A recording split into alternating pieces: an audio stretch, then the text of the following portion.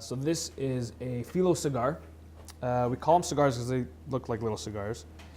And what we're doing is we're going to use a little bit of Phyllo pastry, obviously. And Phyllo pastry you can find in most grocery stores. I just had it in a damp cloth. If you've ever worked with Phyllo pastry before, you know that it dries out very, very, very fast. So once you open the package, you let it defrost. Once you open the package, keep even just, like a damp cloth like that just on top of it to keep it nice and moist. It's a bit harder to find, but if you want to go whole grain, you can find, the higher fiber versions of the Phyllo pastry.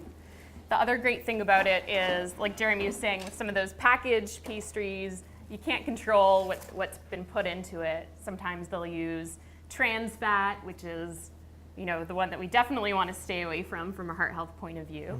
Mm-hmm. If you're lucky, they use lots of butter, so you're getting a lot of saturated fat and calories there. Here, Jeremy's going to brush between each layer with olive oil so that we're getting a heart-healthy version. And we're going to stuff it with some very nutritious ingredients. Now you could use an egg as well. You can do like an egg wash as well if you like. I'm just doing the olive oil right now just because it's a lot easier to kind of drizzle on.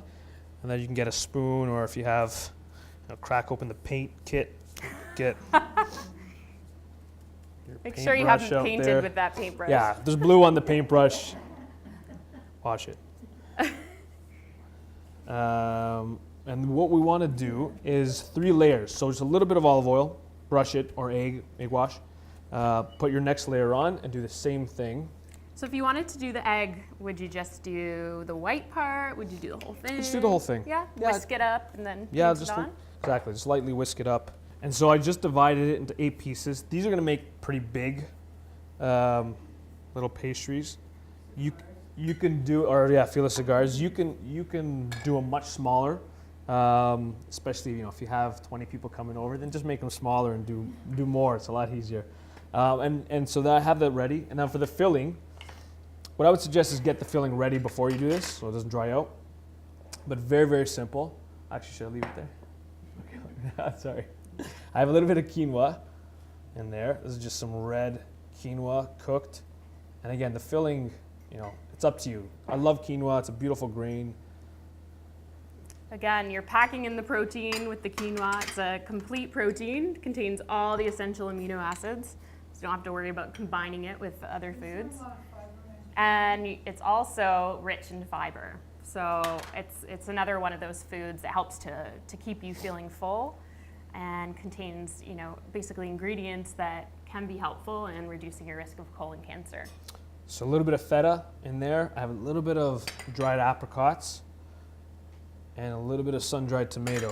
The dried apricots might seem odd, and this is dill, it's just some nice fresh dill.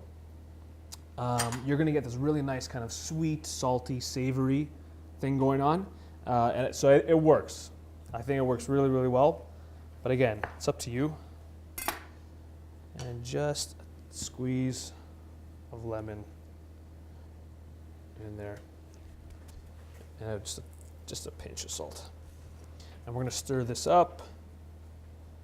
And you can just see from the colors, it looks super festive. That's it. You want to add about a tablespoon or so at the bottom of each of these little Phyllo squares. And then you just want to roll them up. So grab the bottom, and don't worry about the ends being open. We're actually going to keep them open. And just roll them until they're done. So I did is I brushed a little bit of your olive oil, your egg wash on the top so it sticks together. But it's really easy, and it's okay if it gets a little messy.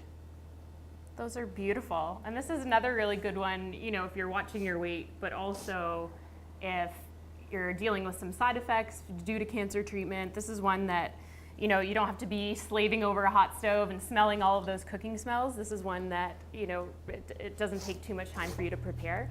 And it's something that, because it's somewhat low in fat, it's not gonna upset your stomach as much.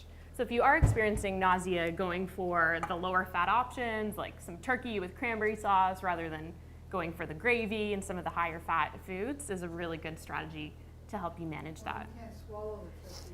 And if you can't swallow it, then yeah, so that's a different situation. So if you have trouble swallowing the turkey, then adding some extra fats and oils can help it go down much easier.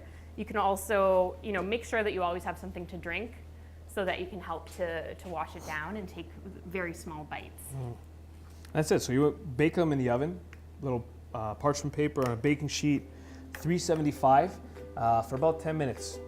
They don't take long, just until you get a really nice kind of golden color here. And that looks beautiful, Yes. served on that bed of Peppercorns on top, yeah.